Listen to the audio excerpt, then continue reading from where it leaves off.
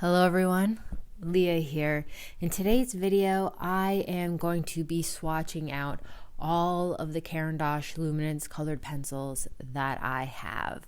I'm actually in the process of just swatching all these things out because I noticed that several of my colors are just getting really low and I need to restock them soon. But I would also like to add some colors to my collection. So I just want to make sure that I don't have any duplicates because there are several colors in my collection that are quite similar to one another. And I want to make sure that doesn't happen again. So I thought I'd take you guys along the journey of swatching them out because you might be curious about the Caran Dache color options, what they look like, or if you already are a fan of Caran Dache and just want to see what other colors there are that you might not already have. So I'm going to draw it all out and then write them down. So the first one that I'm going to start with is called Pink White, and it's this beautiful soft pastel-y beigey color but on the pink side. I don't know, I think it's beautiful. I love it for layering on top of dark colors, and I'm really hoping that it does show on screen just how beautiful it is. Because when you are drawing on white paper and recording, sometimes colors just don't always pick up. Anyways, this color's beautiful. I love it so much. At the time of recording this, I was talking to the camera and I didn't realize that my microphone had fallen off of me. So right now I'm just telling you guys how I'm gonna draw out a row and then write down the name on it, but then at the end of the video I'm going to show it all up closer to the camera so you guys can screenshot it if you'd like.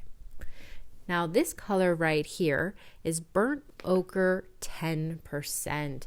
It's such a beautiful, like, creamy color. I don't even know how to describe it. I know I love using it in my landscapes because I do a lot of floral and landscapes, but when I'm doing landscapes, this is the one. I use it a lot. It's just absolutely beautiful. And I do love how Luminance has several colors in their line where they do percentages. So a Burnt Ochre 10%, Burnt Ochre 50%. It's kind of like having, mixing white or just mixing white into a color to turn it into a different variation of it. And I love that they supply that option for several of their colors. In fact, I wish they did it for all of their colors, but that'd be asking too much, right? Probably. I don't know. Let's just move on to the next color. Okay, so the next one that I'm going to be drawing out for you guys is the Burnt Ochre 50%.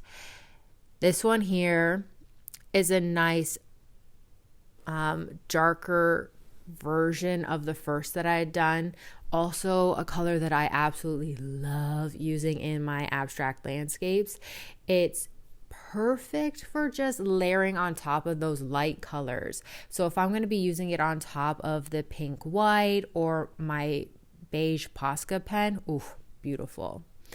So this one here that I'm about to start doing is called Russet. It has this orangey red, earthy brown color.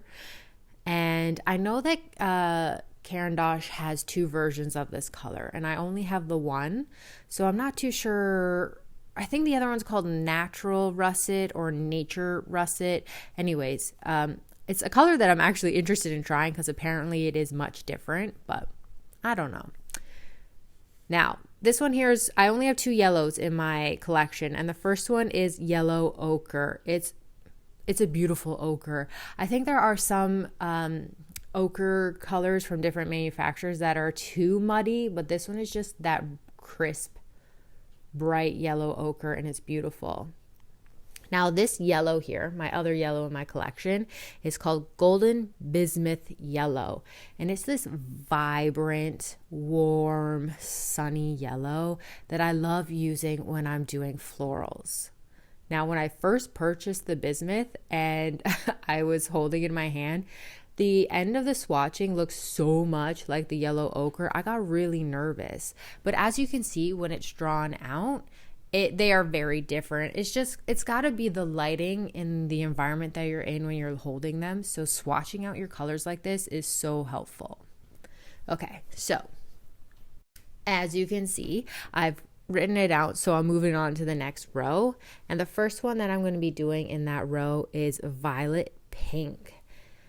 I really need to start using this color more. I forgot how beautiful it is. I feel like it's just sitting there in my pencil case and I haven't really been reaching it. But look at this thing. It's an earthy pink. It's beautiful, muted. Ooh, so nice. It pairs well, and it does pair well when you're mixing in vibrant colors and you want to have muted next to it. So I gotta remember that for next time. So this one here is ultramarine pink.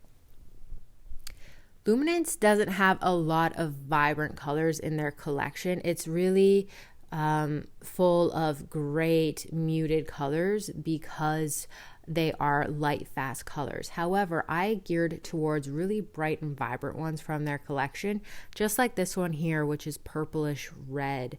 And it's just the type of artist that I am and the style in which I like to create.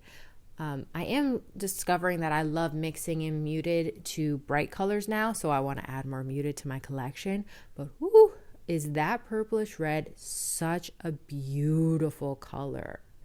If you are interested in knowing the difference between the Luminance and the Pablo from Caran Dache, I have a video where I describe the differences between the two and I go more in depth in it. So I'll share that in the description section.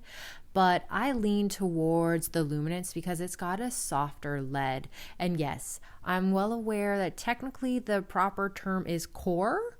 And I don't know if this is a Canadian thing, a generational thing, or just a me thing, but I call it pencil lead, and I know there's no real lead in it, but that's what it's called in my brain, and I'm not going to apologize for that. Okay, so I'm right now drawing out Burnt Sienna 10%.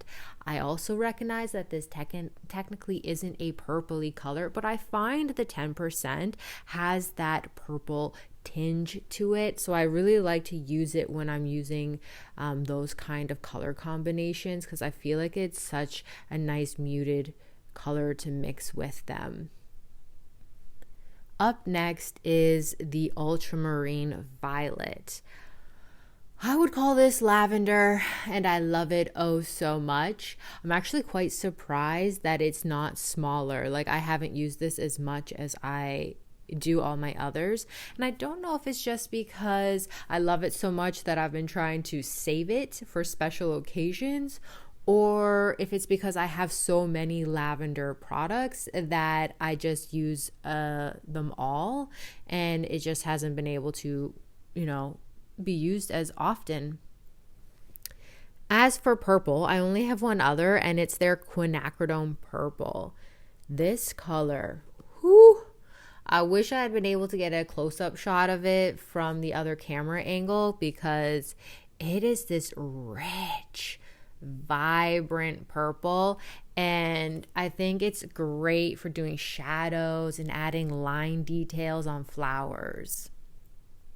Alrighty, moving on to the next row, I'm starting with light cobalt blue. Now this is one of those colors that I've had for quite a while now and I use a lot. I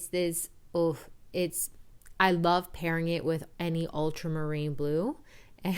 And as you can see right now, for the purple that I don't use that often, and then comparing it to that, I definitely use it a lot, just like this ultramarine blue. So when it comes to ultramarine blue, I'm a little picky because it's my favorite blue, and there are some other colored pencil brands that just don't do it as well as Caran Dache does, because theirs is this bright poppy blue, and a couple of other brands that I've seen and tried have more of a muted color, and that's not for me. That's not my favorite go-to ultramarine. Now, next up is dark indigo. Oh, this color, I cannot live without it. It has to be a part of almost every single thing I do.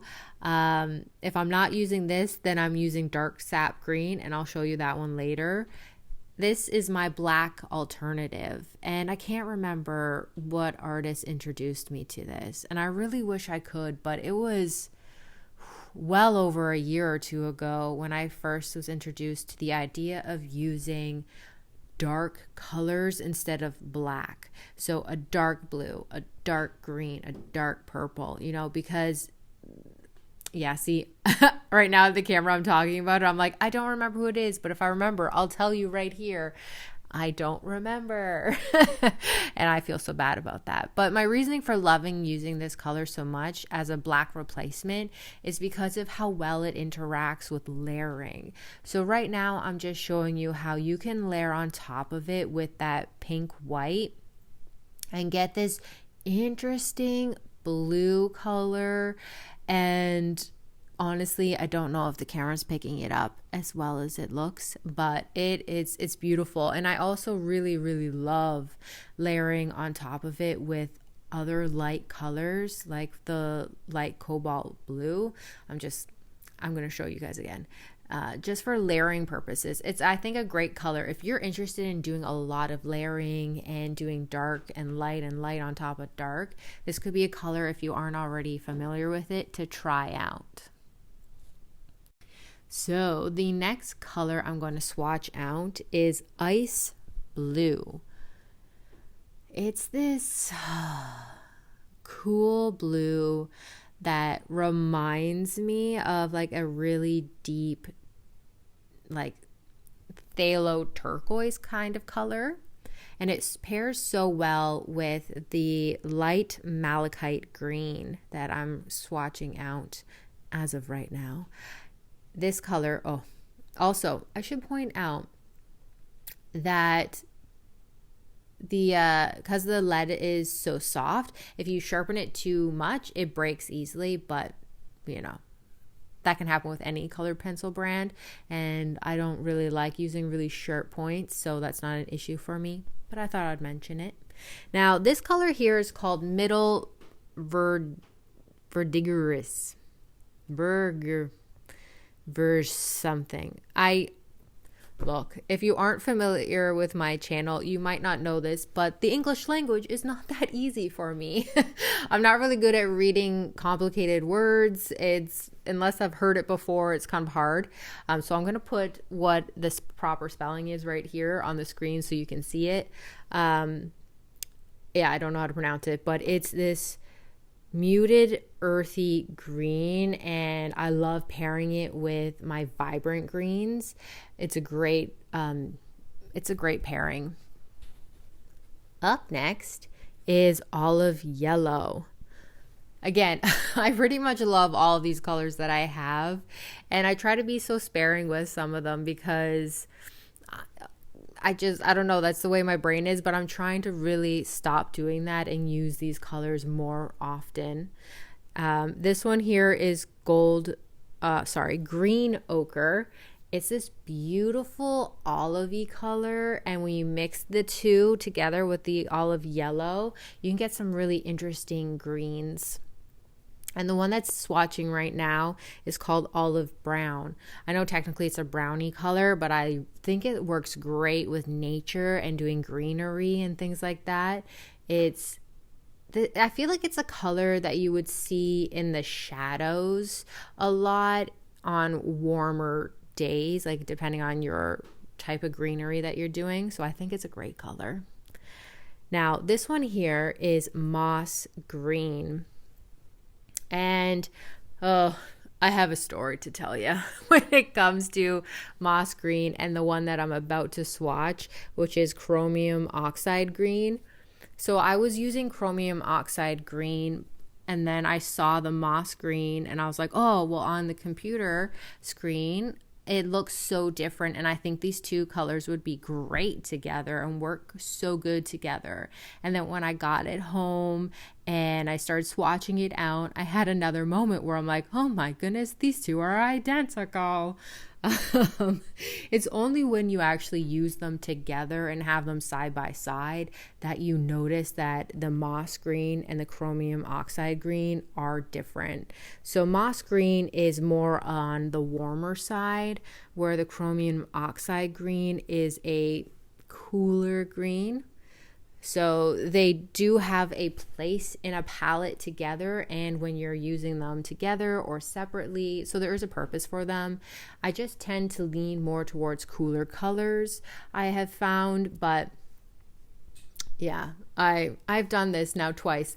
These two colors are also an example of me having two colors that look a lot alike that made me really nervous after purchasing them. So I want to swatch them next to each other so that you can really see it. So I'm just going to move down to another row. This one here is the dark sap green. As I mentioned earlier, it is one of my go-tos. I use it every single time I have green on my page. It's this beautiful, deep, cool green, and I'm obsessed with it. Now the other one is called dark Thalocyan green. It kind of looks like Thalocyanan green. Anyways, right now I'm just showing on the screen how I'm talking about how I bought the dark sap green at the same time as the quinacridone purple, and you can see how often I use it. And the ultramarine I bought the year prior, and it's even lower. So it stands to reason that you can physically see the differences in how often you reach for your supplies when you actually have them physically in front of you. And yeah, now that I can't use my acrylic paints like I used to, and I'm using more of these supplies and I want to expand my collection, it's really nice being able to swatch them out like this and see side by side. Because yes, technically when you cover one up or you don't see them next to each other, these two greens look so much alike. But when you actually have them next to each other, sap green, it's cool. The dark phthalo green, it's warm, and they work well together and have their purposes, but you don't know that until you actually swatch it. So I'm going to label these things and bring it up for you guys to see it now. What do you think? Are there any colors in this collection that you're like, oh, I had my eye on that one and now I know I definitely want it, or ooh, you know what? That color is not for me. If you guys have any comments or questions about the Caran Dache Luminance, please let me know in the comment section below. I have a video coming out. I don't know if it's going to be next week or the following week because I'm working on it right now. But I had a subscriber request a comparison video between the Caran Dache Pablo and the Faber-Castell Polychromos. So if you have anything like that you would also be interested in, let me know in the comment section below, because if I'm able to do that for you, I'll create a video like that. I just want to say thank you so much for watching this video. If you are interested in using art as a tool towards healing, or you're really just interested in learning more about art supplies, hit the subscribe button, because I like to share my journey as someone with chronic health issues that believes art has magic. It heals us and it's very helpful. So yes, do that. And I just want to say again, thank you. And until next time, stay magical.